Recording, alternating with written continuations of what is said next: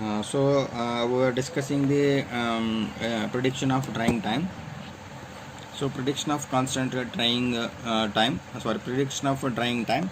So we have derived the equation to predict the drying time during drying. T is equals to Xc minus X naught by Rc plus Xc by Rc into ln of Xc by X, where X is the moisture content at any time T, Xc is the critical moisture content, X naught is the initial moisture content, Rc is the rate of constant drying period, right? So we will try to solve a numerical.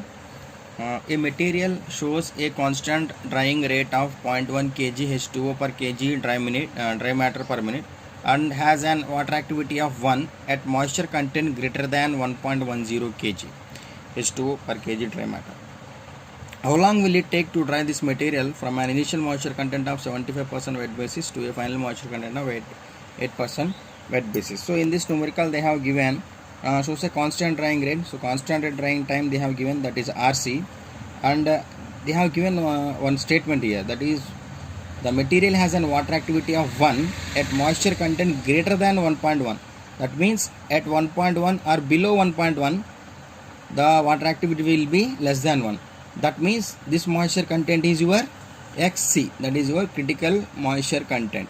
How long will it take to dry this material from an initial moisture content 75% wet basis to a final moisture content at 8% wet basis? So here they have given moisture contents in wet basis, so you have to convert them into dry basis. How can you convert this into dry basis? Dry basis is equals to percentage wet basis into 100 minus wet basis. These things we have done in previous year also. You may have done in material balance also. So if you convert a moisture content of 75% into dry basis, you will get 3. So this is your initial moisture content X naught, and final moisture content X, that is 8%. So 100 minus 75 by 100 minus 75 is equals to 3. 8 minus 100 minus 8, that is your moisture content. Final moisture content is 0.086, right? So they have given that critical moisture content Xc is 1.10, Rc they have given 0.15. Now you simply have to substitute in the equation. T is equal to X naught minus Xc by Rc plus Xc by Rc into ln of Xc by X. You will get around 31.27 minutes. So this is how we are going to calculate predict the drying time required to dry a particular material from a moisture content of 75% to 88% wet basis. Now after understanding this prediction of drying time, Rc is given in the problem. If Rc is not given in the problem, then how we are going to calculate this Rc, that is rate of constant rate drying. So we will try to derive an equation to calculate the rate of constant rate drying rate. So constant drying rate Rc, so we know that in constant drying period is controlled by heat transfer, and it can be simply calculated by using simple heat balance. So let us consider a food material having a depth of L is exposed to a air at a temperature Ta, and Ts is the temperature of the surface of the food material, right? So volume will be, say area A is the area of heat transfer, then volume of the material will be area into depth. Okay, so before going to perform heat balance, we will simply do some conversions.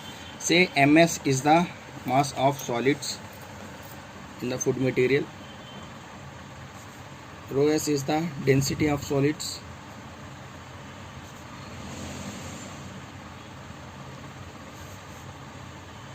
right? So we know volume density is equals to mass by volume, right? From this, volume can be written as mass by density, right? So if you substitute for this, mass of solids divided by density of solids is equals to volume, which is equals to area into depth. So if L is the depth of the food material, then A into L. If you further simplify this, you will get A by ms. You take this side, A by ms will be 1 by L into rho s. So we did a simple conversion here. We are going to use this conversion in further our derivation. Now we will do heat balance. So what is the heat balance? So under constant drying period, whatever the moisture present on the surface of the material is directly evaporated into the drying medium. So there are two heat transfers. One is convective heat transfer between the drying medium on the surface of the food material, and another one is your vaporization of water vapor from the surface of the food material. So when you do heat balance, there will be heat of vaporization. So this heat of vaporization must be supplied by convective heat transfer from the food material, from the drying medium, convective heat transfer. So how can you give equation for heat of vaporization is, say dx by dt is the rate of moisture that is being removed, and ms is the mass of solids, hfg is your latent heat of vaporization. Latent heat of vaporization. So this will be give rate of heat required, rate of heat vaporization required, right? Similarly, you can calculate rate of heat transfer due to convection is HA into by simply Newton's law of cooling, H into area of heat transfer into TA minus TS. So this is simply your convective heat transfer, right? So under steady state, both must be equal. So this dx by dt is nothing but what? Your constant and drying, right? From this you can replace dx by dt with RC. RC is equals to H by H into TA minus TS by HFG is set पे आ जाएगा. Now what we will do? We will simplify this A by MS. So A by MS, we have converted A by MS into 1 by L rho S. We will substitute here. So what you will get is RC is equals to H into TA minus TS by HFG, that is latent heat of vaporization, into 1 by L into rho S instead of A by MS. Okay. So this is for a simple plane. Okay. Simple object which is based on the there is only one way of heat transfer is taking place. For cube, say if the shape of the object is a cube, then what will? So we have derived for simple slab. Then we will see for cube. If mass transfer taking from all sides, that means both sides. If mass transfer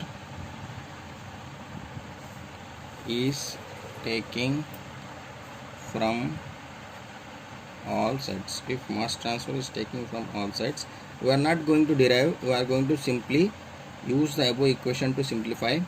6 into H by TA minus TS divided by HFG into L into OS, right? So this is for one phase. If cube has a 6 faces and all the 6 faces heat transfer हो रहा है, तो 6 into H TA minus TS by HFG into L into rho S, right?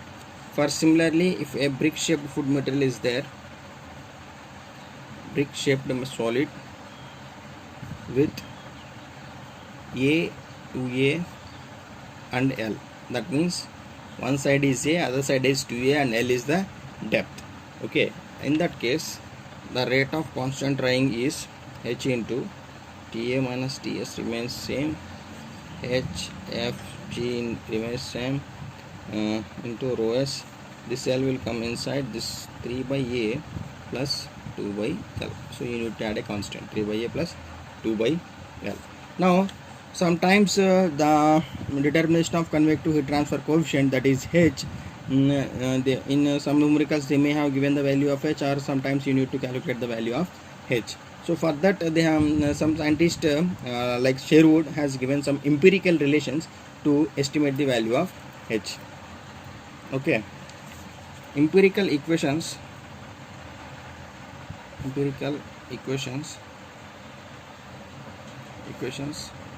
to calculate constant drying rate, coefficient of H during constant drying rate. Okay, so what are the relations? One is H is equals to 14.305 into z to the power 0.8. Given by these equations, relations are given by Sherwood. Okay, during drying 4.35, 0.37. So this equation, when parallel heat transfer is taking place, that means the drying medium is flowing parallelly to the surface of the food material. When it is perpendicular, then H is equals to 413.5 into z to the power 0.37. So what is G here? G is mass flow rate per area of the drying medium. Mass flow rate per area of the drying medium, that is kg meter square, kg per meter square second. So this will be the mass flow rate per area of the drying medium G. So if the drying medium is flowing parallel to the surface, then this relation will be used. Flowing parallel to the surface, then this relation will be used. Okay, now we will try to solve a problem.